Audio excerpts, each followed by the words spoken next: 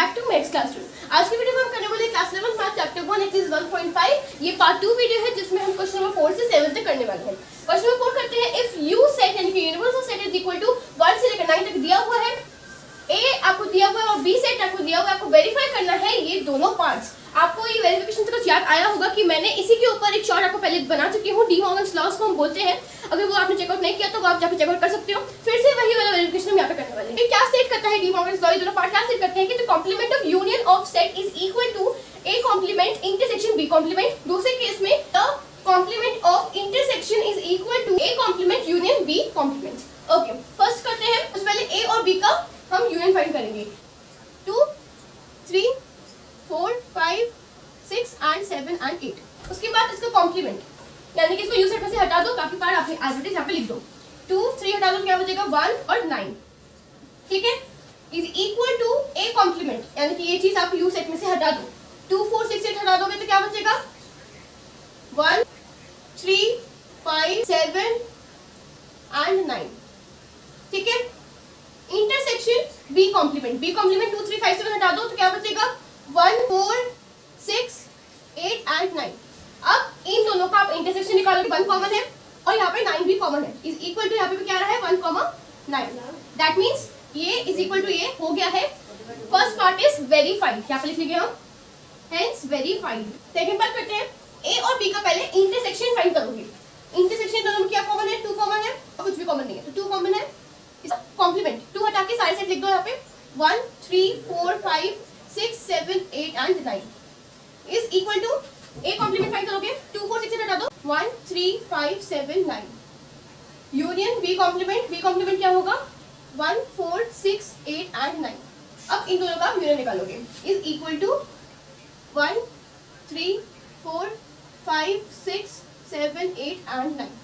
यहाँ पे भी ये दोनों इक्वल है, that means this is also verified.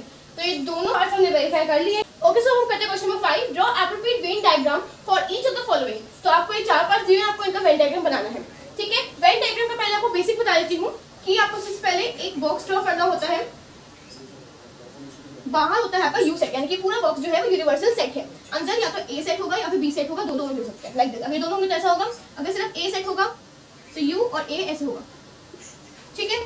Okay, सो अब हम समझते हैं फर्स्ट वाला, आपको फाइंड करना है the complement of A union B. सबसे पहले आप यहाँ पे वही बॉक्स ड्रॉ करोगे, इसको यू वर्क करोगे और ए और बी दोनों दिए हुए हैं, इसलिए मैं यहाँ पे दोनों ड्रॉ कर रही हूँ, एक को लिख रही हूँ ए और दूसरे को लिख रही हूँ यहाँ पे बी, ठीक है। अब आप क्या करोगे कि इनका यूनियन मतलब क्या होता है, ए के एलिमेंट्स भी इंक्लूड होंगे, बी के एलिमेंट्स भी इंक्लूड होंगे और फिर जो कॉमन एलिमेंट्स हैं वो भी इंक्लूड होंगे। बट इनका यूनियन जो वो मांग रहे हैं यानी कि जो बीच का पार्ट ये मांग रहे हैं ये सब कुछ, इसका वो बोल रहे कॉम्प्लीमेंट मतलब कि इसको हटा दो या फिर इसको रिमूव कर दो। अगर मैं इसको रिमूव कर दूंगी, इसके बीच वाले पार्ट को यानी कि इनके यूनियन को नहीं लूंगी मैं, बीच का पार्ट हटा दूंगी, कॉम्प्लीमेंट कर दूंगी, तो क्या बचेगा ए और बी को हटा दिया तो क्या बचेगा सिर्फ यू बचेगा ना, सिर्फ बाहर वाला पोर्शन बचेगा और जो अंदर वाला पोर्शन है ऐसे ही रहेगा खाली। फिर से एक बार डायग्राम बना देती हूँ। तो ये ए था बी था और ये दोनों इंक्लूड नहीं करने, मतलब कि सिर्फ ये जो बाहर का पार्ट है यानी कि यू सेट जो है यूनिवर्सल सेट है वही आपको मार्क करना है, शेड करना है। सेकंड पार्ट करते हैं, A complement intersection B complement. तो अभी मैंने आपको ये क्वेश्चन नंबर 4 में डी मॉर्गन्स लॉ बताए हैं जिसमें वो बोलते हैं कि the complement of union of the set is equal to A complement intersection B complement, मतलब कि ये जो पार्ट है वो इसका इक्वल होता है। तो मतलब अगर ये दोनों इक्वल है तो इनकी वेन डायग्राम्स भी इक्वल होंगे। तो जो यहाँ मैंने डायग्राम बनाया है, जो यहाँ पे वेन डायग्राम बनाया है, वही डायग्राम को यहाँ बनाना है कि आपको एक बॉक्स ड्रॉ करना है, उसको यू वर्क करना है, ए और बी सर्कल्स ड्रॉ करने हैं, ए का कॉम्प्लीमेंट कर दूंगी यानी कि ए को हटा दूंगी तो क्या बचेगा बी बचेगा। पर अगर वो बोले बी को भी हटा दो तो क्या बचेगा सिर्फ यू, कॉमन में भी सिर्फ यू के एलिमेंट्स ही बचेंगे यानी कि यूनिवर्सल सेट के एलिमेंट्स ही बचेंगे। तो इसका आंसर जो है फर्स्ट और सेकंड का आंसर सेम हो जाएगा। थर्ड करते हैं, the complement of intersection of A and B. तो इसमें मैं बॉक्स ड्रॉ करती हूँ, फिर से यू वर्क करती हूँ, ए और बी वर्क करती हूँ, उसके बाद इनका इंटरसेक्शन मतलब ए और बी में इंटरसेक्शन मतलब सिर्फ कॉमन एलिमेंट यानी कि सिर्फ ये पार्ट। बट वो बोल रहे हैं कि ये जो आपका पार्ट है तो पे आंसर आया है, इसका कॉम्प्लीमेंट कर दो, बताओ इसको रिमूव कर दो। अगर मैं इसको रिमूव कर दूंगी, इसको मैं नहीं इंक्लूड करूंगी तो इसका आंसर क्या होगा, मुझे इंक्लूड नहीं करना, बाकी सब कुछ इंक्लूड करना है इसको छोड़ के। तो यू भी आएगा, ए भी आएगा, बट ए के अंदर जो कॉमन एलिमेंट्स है ना वो नहीं आएंगे और बी भी आएगा। ठीक है, इन सबको मैंने चेंज कर दिया सिवाय इस बीच वाले पार्ट के। तो मैं बता देती हूँ, यू भी इंक्लूड करना है पूरा, ए भी इंक्लूड करना है और बी भी इंक्लूड करना है, बस इसको नहीं इंक्लूड करना है। फोर्थ पार्ट करते हैं, A complement union B complement. तो अभी मैंने बताया है कि ये जो थर्ड पार्ट है ये फोर्थ पार्ट के इक्वल होगा। क्यों इक्वल होगा? क्योंकि डी मॉर्गन्स लॉ कहता है कि if the complement of the intersection अगर आपको दिया हुआ है तो इक्वल होता है A complement union B complement की। तो ये जो है वो अगर इस पार्ट की इक्वल है तो इनकी वेन डायग्राम्स भी जो है वो इक्वल होंगे। तो जो ये डायग्राम इसका है वही डायग्राम इसका है। यानी फिर से एक बॉक्स बनाऊंगी, यू लिखूंगी, ए लिखूंगी और बी मार्क करूंगी, तो ये सारा कुछ जो है वो सेम हो जाएगा। सिर्फ जो बीच वाला पार्ट है इसको नहीं इंक्लूड करना है, बाकी सबको कलर कर दो। आई होप आपको समझ आ गया हो। थोड़ा मैसी है बट अगर आप कोई डिफरेंट कलर्स अगर आप लेकर करोगे, ब्लू और ब्लैक पेन से डिफरेंटली आप करोगे तो वो अलग से डिफरेंशिएट आप कर पाओगे और आपको बहुत इजी भी लगेगा। Okay so let's question number 6, let U be the set of all triangles in a plane. If A is the set of all triangles with at least one angle different from 60 degree, what is A complement? तो आपको U set यानी कि universal set दिया हुआ है, ऐसा set जिसमें सारे ट्रायंगल्स हो एक प्लेन में, एक प्लेन मतलब एक सरफेस पे, ठीक है। और आपको A सेट दिया हुआ है ऑल ट्रायंगल्स जिसमें एटलीस्ट एक ट्रायंगल जो वो 60 डिग्री से अलग हो, 60 डिग्री ना हो उससे अलग हो, ठीक है। तो यहाँ पर मैं लिख देती हूँ U is equal to set of all triangles in a plane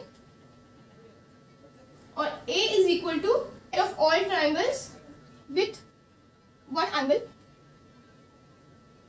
different from 60 degree, ठीक है। और आपको A कॉम्प्लीमेंट फाइंड करना है। A कॉम्प्लीमेंट कैसे फाइंड करते हैं कि A जो सेट दिया हुआ है उसको रिमूव करना है, हटा देना है from the U set. A जो दिया हुआ है वो दिया हुआ है कि ये सारे ट्रायंगल पर उसमें से एक एंगल जो होगा वो डिफरेंट होगा 60 डिग्री से, ठीक है। अब 60 डिग्री से डिफरेंट होगा मतलब वो 60 डिग्री को छोड़ के कोई भी एंगल हो सकता है, ठीक है। तो सिर्फ 60 डिग्री ही है जो कि यहाँ पे नहीं है, ठीक है। डिफरेंट फ्रॉम 60 मतलब उसका ऑपोजिट क्या होगा कि 60 डिग्री। कॉम्प्लीमेंट फाइंड करना है ना, कॉम्प्लीमेंट मतलब इसको आपको रिमूव करना है, इसको इंक्लूड नहीं करना है। तो आंसर क्या होगा कि एक ऐसा एंगल जिसमें 60 डिग्री ही हो।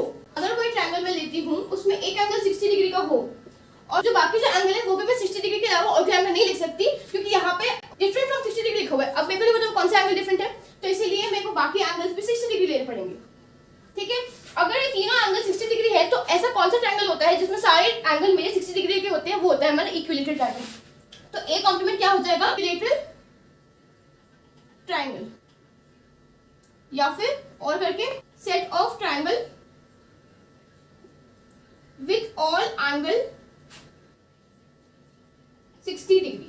आप सीधे सीधे इक्विलेटरल ट्रायंगल लिख दो कि A कॉम्प्लीमेंट जो है वो है आपका इक्विलेटरल ट्रायंगल जिसपे कि सारे जो एंगल है वो 60 डिग्री होते हैं।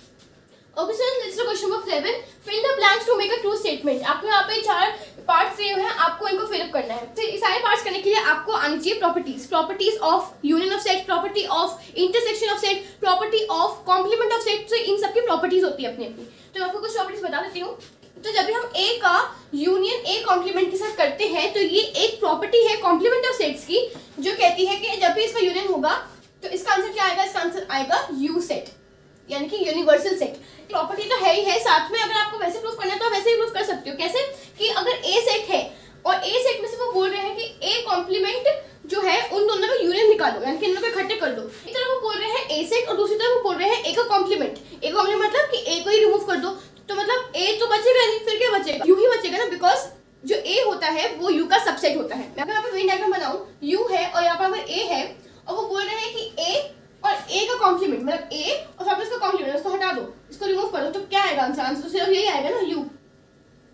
That's the answer. Okay, second part, find complement intersection A। ये भी आपका एक प्रॉपर्टी है। ये प्रॉपर्टी क्या कहती है कि जब भी फाई के आगे आप कॉम्प्लीमेंट लगा दोगे तो इसका आ जाएगा आंसर U यानी कि यूनिवर्सल सेट। तो अगर मैं यहाँ पे लिखूं यूनिवर्सल सेट और A का इंटरसेक्शन मुझे अगर निकालना है तो उसका आंसर क्या होगा? तो ये भी एक प्रॉपर्टी आ जाएगी। ये एक प्रॉपर्टी है इंटरसेक्शन ऑफ सेट्स की। ठीक है, अगर मैं U और A का इंटरसेक्शन निकालूंगी तो आंसर में मेरा क्या आ जाएगा? आंसर में आ जाएगा A। अगर इसको वैसे प्रूफ करना तो वैसे ही प्रूफ कर सकते हैं कि U और A के अंदर क्या कॉमन है। U के अंदर A आता है, यस, और बिकॉज A तो U का सबसेट ही होता है। दैट मीन्स कि ये प्रूफ हो गया और आंसर क्या आएगा हमारा A। इसका आंसर क्या हो जाएगा यहाँ पे A। ओके, थर्ड पार्ट करते हैं। ए और ए कॉम्प्लीमेंट का अगर इंटरसेक्शन निकालना है तो ये भी प्रॉपर्टी है, प्रॉपर्टी ऑफ कॉम्प्लीमेंट सेट, जो कहती है कि जब हम इनका इंटरसेक्शन निकालेंगे तो आंसर में आएगा हमारा 5। ठीक है, फोर्थ पार्ट करते हैं, यू कॉम्प्लीमेंट इंटरसेक्शन ए। तो इसको करने के लिए सबसे पहले आपको प्रॉपर्टी आनी चाहिए U dash is equal to 5। ये एक प्रॉपर्टी है कॉम्प्लीमेंट ऑफ सेट्स की। तो यू कॉम्प्लीमेंट अगर मेरा 5 है तो यहाँ पे क्या आ गया, 5 और ए का इंटरसेक्शन। 5 और ए का इंटरसेक्शन क्या होता है, 5 ही होता है। क्यों, क्योंकि ये किसकी प्रॉपर्टी है, ये प्रॉपर्टी है इंटरसेक्शन ऑफ सेट्स की। ठीक है, और वैसे भी अगर प्रूफ करना है तो हम कर सकते हैं कि अगर 5 है और ए है और इनका इंटरसेक्शन निकालना, मतलब कॉमन निकालना है, तो ए के अंदर कुछ हो ना हो बट ए के अंदर 5 हमेशा होता है, because 5 is always a subset of every set. ठीक है, इसीलिए हमारा आंसर क्या आ जाएगा, 5, यानी कि empty set. Okay students, I hope को ये वीडियो समझ आई होगी। समझ आई तो प्लीज लाइक करना, चैनल को सब्सक्राइब करना और अपने दोस्तों के साथ वीडियो शेयर करना। और इसी के साथ मेरा पूरा चैप्टर खत्म हो चुका है। अगर आपको कोई भी डाउट है तो please let me in the comment section, I will be really happy to answer all of the question. और ये चैप्टर्स के थोड़े बहुत शॉर्ट्स जो है वो मैं डालूंगी related to the concepts, examples और कुछ शॉर्ट टिप्स डालूंगी, तो आप वो चेकआउट करना मत भूलना। Thank you.